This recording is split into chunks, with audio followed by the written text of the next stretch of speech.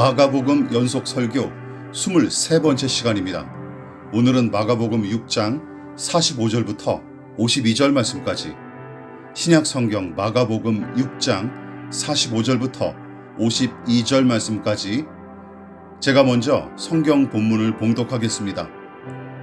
예수께서 즉시 제자들을 재촉하사 자기가 무리를 보내는 동안에 배 타고 앞서 건너편 벳세다로 가게 하시고 무리를 작별하신 후에 기도하러 산으로 가시니라.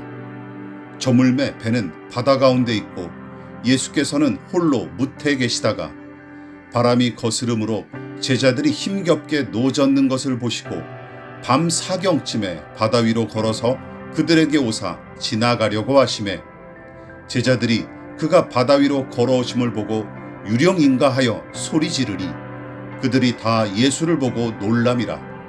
이에 예수께서 곧 그들에게 말씀하여 이르시되 안심하라, 내니 두려워하지 말라 하시고 배에 올라 그들에게 가시니 바람이 그치는지라.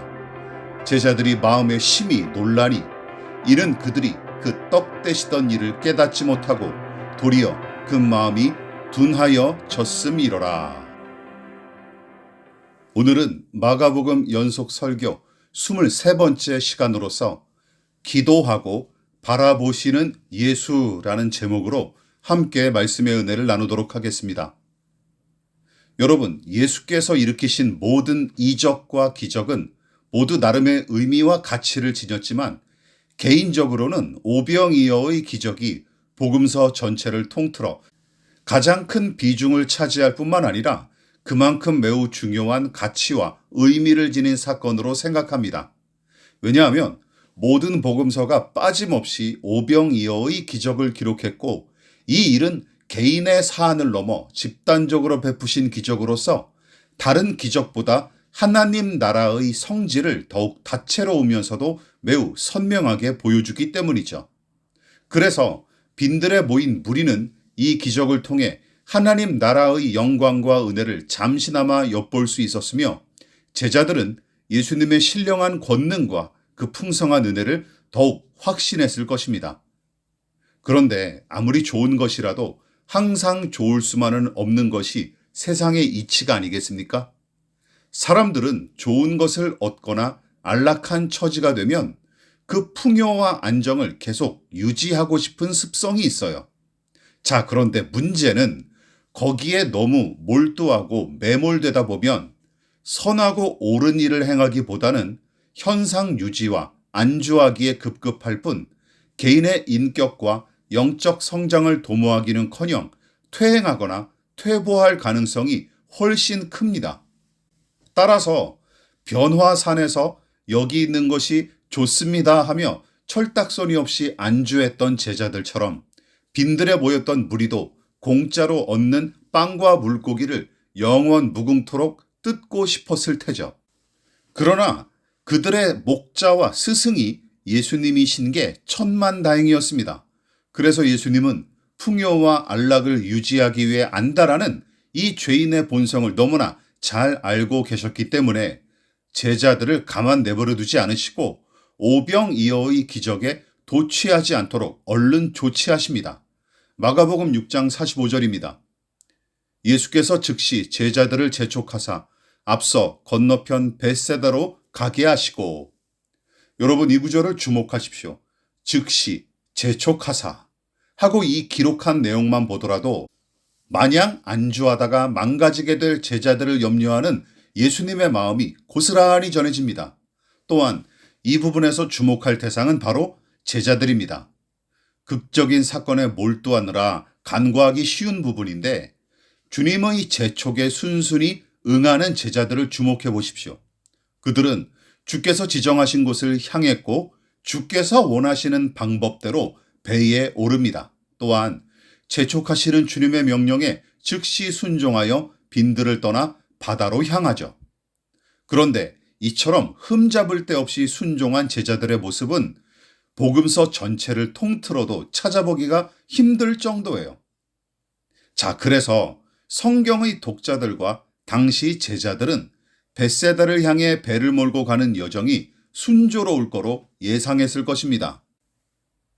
그러나 기분 좋은 예감은 보기 좋게 산산조각 나죠. 문제가 발생합니다.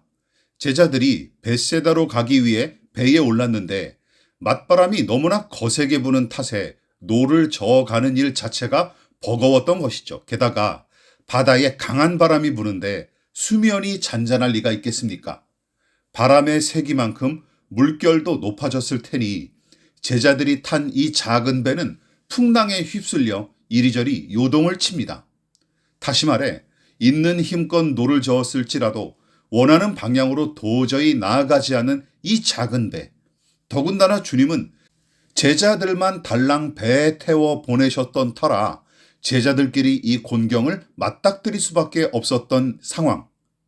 어떤 사람들은 주의 명령에 순종하면 반드시 성공과 만사형통을 보장받는다고 쉽게 떠벌리는데 여러분, 본문의 내용은 그런 기복주의 신앙을 노골적으로 비웃고 반박하고 있죠.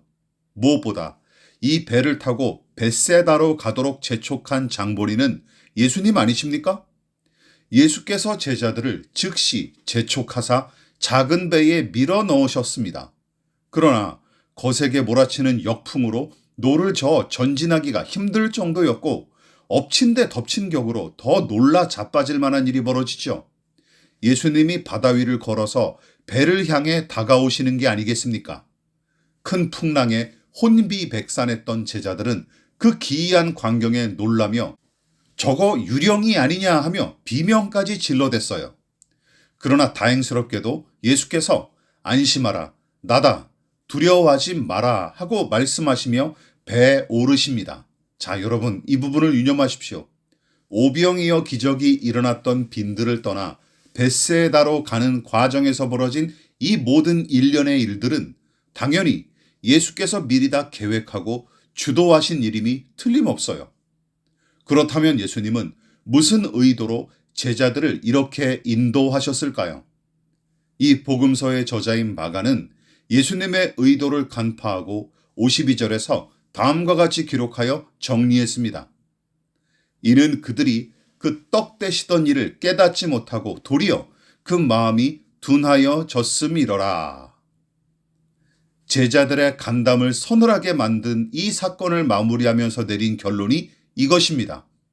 다시 말해 제자들이 두려워하고 놀랐던 이유를 마가는 두 가지로 정리한 셈이죠. 먼저는 제자들이 떡 대시던 일을 깨닫지 못했다 하는 이유이고 또 다른 하나는 제자들의 마음이 둔해졌다 하며 진단했습니다.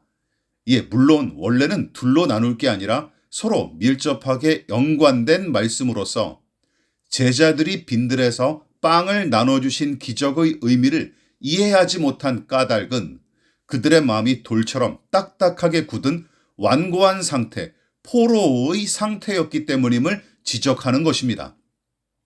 반대로 제자들의 마음 상태가 에스겔 선지자의 예언처럼 신선한 고기처럼 부드러웠다면 담대하면서도 평안하게 이 풍랑을 헤쳐나갔을 거로 진단하는 말씀이죠. 따라서 큰 풍랑을 만난 사건은 일종의 테스트, 시험인 셈입니다.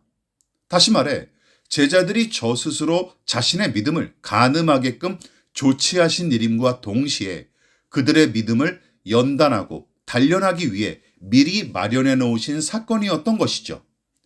그래서 성경의 독자들은 예수께서 풍랑을 일으키신 이유는 제자들의 믿음을 시험하고 그들을 단련하기 위해서였구나 하는 수준에서 이해하면 그만입니다. 그렇다면 마가가 빈들에서 떡을 떼던 일과 풍랑을 만난 일을 굳이 직접적으로 연관지었던 까닭은 무엇일까요? 개인적으로 빈들의 기적과 풍랑을 만난 사건의 연관성을 고민하던 중에 본문의 기록과 매우 비슷하게 전개된 사건이 퍼뜩 떠올랐는데 제자들이 배를 타고 가다가 풍랑을 만난 일은 이번만이 아닙니다. 여러분 기억하십니까? 마가복음 4장으로 다시 돌아가 살펴보십시다. 마가복음 4장 36절부터 38절 말씀입니다. 그들이 무리를 떠나 예수를 배에 계신 그대로 모시고 가매 다른 배들도 함께 하더니 큰 광풍이 일어나며 물결이 배에 부딪혀 들어와 배에 가득하게 되었더라. 예수께서는 고물에서 베개를 메고 주무시더니 제자들이 깨우며 이르되 선생님이여 우리가 죽게 된 것을 돌보지 아니하시나이까 하니. 6장처럼 4장에서도 바다에서 배를 타고 가다가 일어난 일이고 겁에 질린 제자들의 반응도 매우 비슷합니다. 게다가 예수께서 바람과 바다를 잔잔하게 하시며 문제를 해결하는 양상도 마찬가지죠. 그런데 4장과 6장의 이 두 사건은 큰 차이점이 있습니다. 즉, 이야기의 양상과 제자들의 반응은 비슷하고 문제를 해결하신 예수님의 모습도 비슷하게 기록됐지만 세세한 부분에서는 그 차이점이 두드러지죠. 물론 대수롭지 않은 부분을 붙들고 늘어져 고민할 필요는 없습니다. 자, 그렇다면 가장 큰 차이점은 무엇일까요? 본문을 보십시오. 마가복음 4장과 6장을 대조해 보십시오. 그들이 무리를 떠나 예수를 배에 계신 그대로 모시고 가매. 마가복음 6장입니다. 무리를 작별하신 후에 기도하러 산으로 가시니라. 저물매 배는 바다 가운데 있고 예수께서는 홀로 무태에 계시다가. 두 이야기의 차이점이 분명해집니다. 4장의 제자들이 탄 배에는 예수님도 함께 계셨죠. 그러나 6장은 전혀 다릅니다. 제자들은 배에 올라탔고 예수님은 홀로 무태에 남아 계셨습니다. 자, 그러니까 4장에서는 예수님과 제자들이 한 배를 탔고 6장에서는 제자들만 배에 올랐죠. 또한 4장의 제자들은 난리가 난 와중에도 전혀 개의치 않고 편히 주무시는 예수님께 화를 냈을 뿐더러 심지어 우리 다 죽습니다. 가만히 계실 겁니까? 하고 노골적으로 적개심까지 드러냈었습니다. 하지만 주께서도 그들을 호되게 꾸짖으시면서 다음과 같이 말씀하셨죠. 4장 40절입니다. 이에 제자들에게 이르시되 어찌하여 이렇게 무서워하느냐? 너희가 어찌 믿음이 없느냐 하시니. 무슨 뜻입니까? 이놈들아, 도대체 왜 무서워하느냐? 너희는 나를 믿는 게 맞느냐? 아무리 파도가 높고 바람이 강할지라도 지금 나는 너희와 함께 있지 않느냐? 하나님의 아들이자 그리스도 메시아인 내가 너희와 함께 있는데 설마 이 배가 뒤집히거나 침몰할 것 같으냐? 그래서 너희 목숨이 달아날 것 같으냐?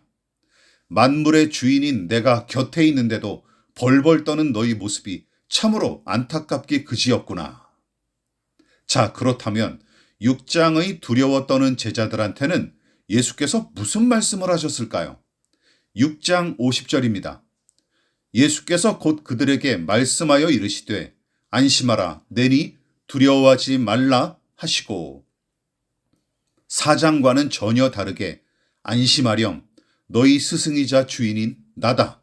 그러므로 두려워하지 마라 하며 온유하게 응대하십니다. 결국 주님의 제자들은 이 시험을 제대로 통과하지 못했고 주님의 기대에 부응하거나 합당한 믿음의 반응을 보이지 못한 게 사실입니다. 그러나 우리는 이 부분에서 핵심을 놓쳐서는 안 됩니다. 자, 기억하십시오. 4장과 6장의 시험은 난이도가 달라요. 4장의 예수님은 당신께서 바로 곁에 계신데도 두려워 떨었기에 제자들을 꾸짖으신 것이고 6장은 제자들끼리만 곤경에 처하여 두려워 떨었던 탓에 꾸짖지 않으셨던 것으로 보입니다. 물론 예수님이 곤경에 처하여 고통당하는 제자들을 외면하시는 것처럼 느껴질지라도 예수님은 너희가 나를 깊이 신뢰하고 항상 의지함으로써 어떤 상황에서도 의연하고 용감했으면 좋겠다 하고 바라셨던 게 틀림없어요. 그래서 일부러 제자들만 배에 태워 보내신 후에 풍랑을 일으켜 시험하셨고 심지어 곤경에 빠진 그들을 외면하는 채 하셨던 것 같습니다. 48절을 보십시오. 밤 사경쯤에 바다 위로 걸어서 그들에게 오사 지나가려고 하시매.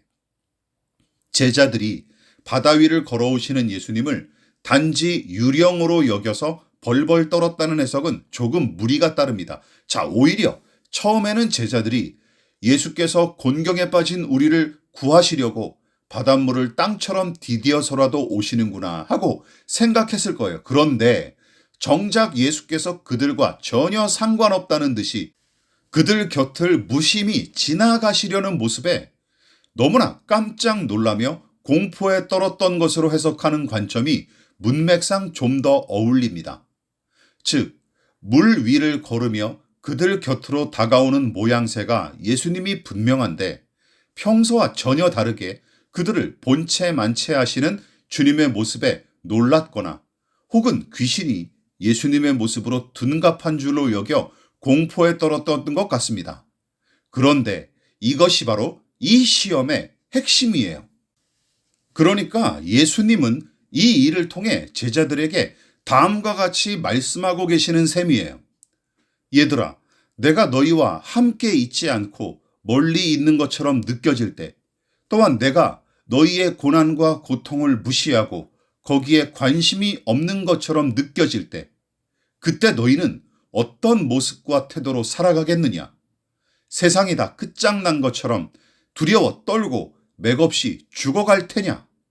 당장 너희를 돕지 않는 나를 비난하고 원망만 할 테냐? 아니면 어떤 상황에서든지 내가 너희를 선하게 인도하고 구원해 줄 거로 믿겠느냐? 여러분, 우리는 어떻게 대답할 것입니까?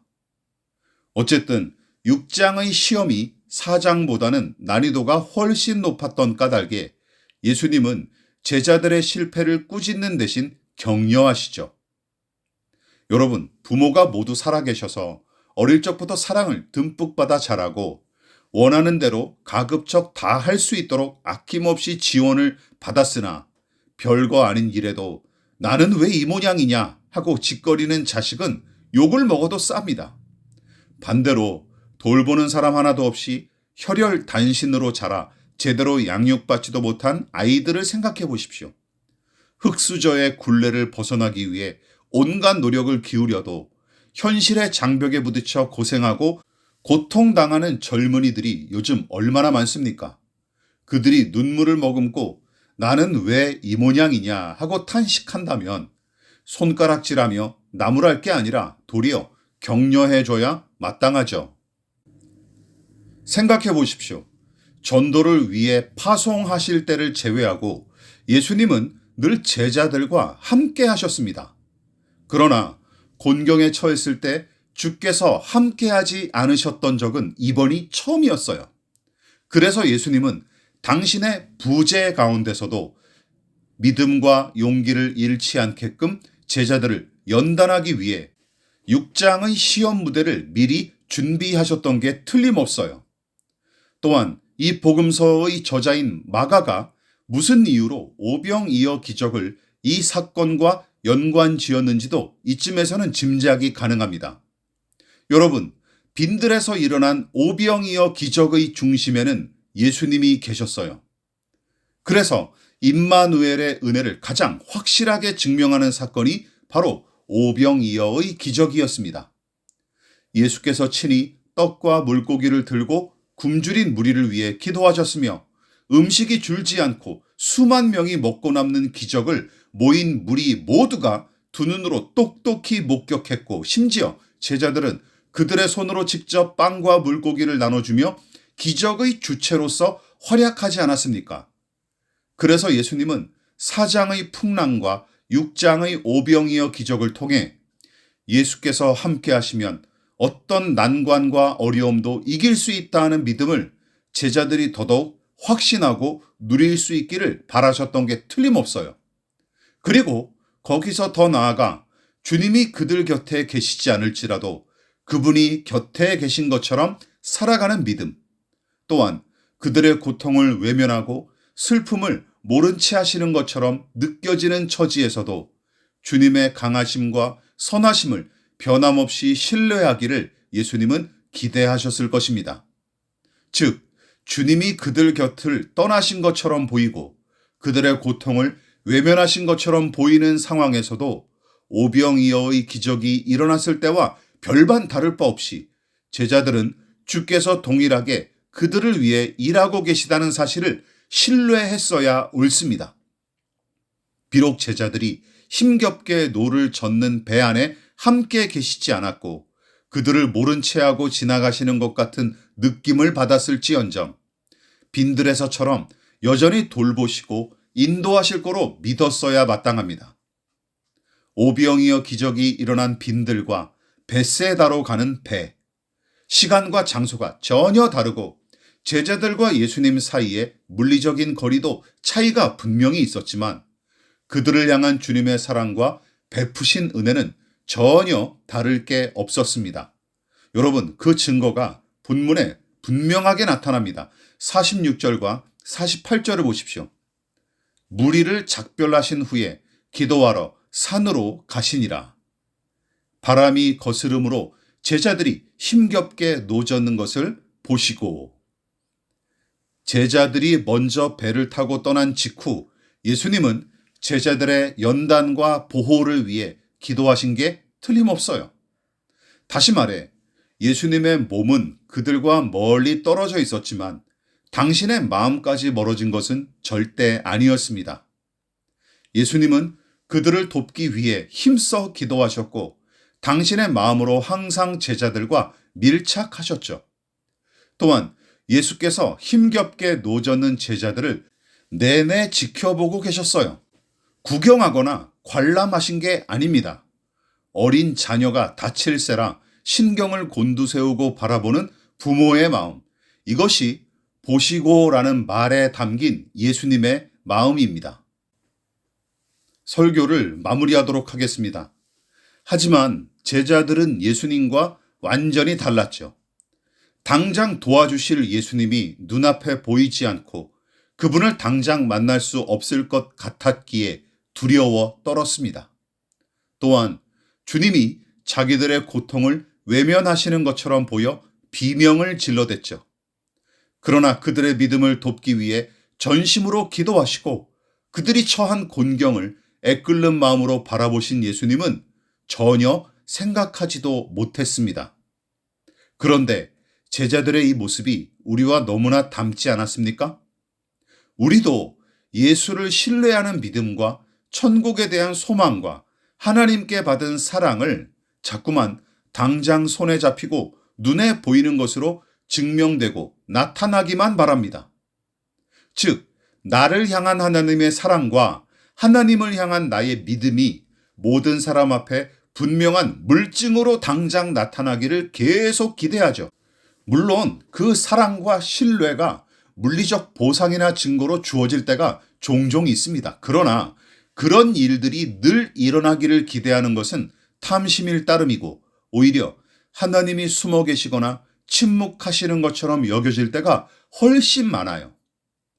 마치 벳세다로 향하는 배 위에서 자기들만 곤경에 빠진 것처럼 오해했던 제자들처럼 우리도 자주 그런 마음에 사로잡히기 일쑤입니다. 그러나 기억하십시다. 아브라함처럼 바랄 수 없는 중에 바라는 것이 진짜 믿음이고 눈으로 뵙거나 친히 그 음성을 듣지 못했을지라도 그분을 사랑하고 의지하는 믿음을 얻은 것이 진짜 복스러운 일입니다. 생각해 보십시오. 여전히 아버지와 함께 다스리시며 우리를 위해 기도하시는 예수님, 또한 우리 마음 중심에 함께 하시고 늘 우리를 위해 탄식하며 기도하시는 성령 하나님, 성자와 성령께서 늘 우리를 이렇게 도우시고 함께 하시는데 그 은혜를 정작 우리가 제대로 이해하거나 느끼지 못하는 경우가 훨씬 많습니다. 그러나 믿음이 크고 깊은 사람일수록 눈으로 볼 수 없는 성자와 성령의 도우심을 확신하고 감격할 줄 알기 마련이죠. 그래서 아버지 하나님과 아들 예수님의 눈동자를 직접 뵌 적은 없지만 주께서 나를 주목하시고 여전히 함께 하신다는 사실을 확신하고 용감히 세상의 이 험한 바다를 노저어 갈 수 있는 사람이 그리스도인입니다. 몸이 멀면 마음도 멀다 하는 말은 사람 사이에서나 통하는 이야기입니다. 주께서 가까이 계신 줄 모르는 우리가 그럴 수는 있을지언정 우리를 향한 하나님의 사랑은 절대로 식지 않고 감소하지도 않습니다. 그 사실을 계속 묵상하고 늘 확신하십시다. 그래서 용기와 소망을 잃지 않기를 진심으로 기도합니다.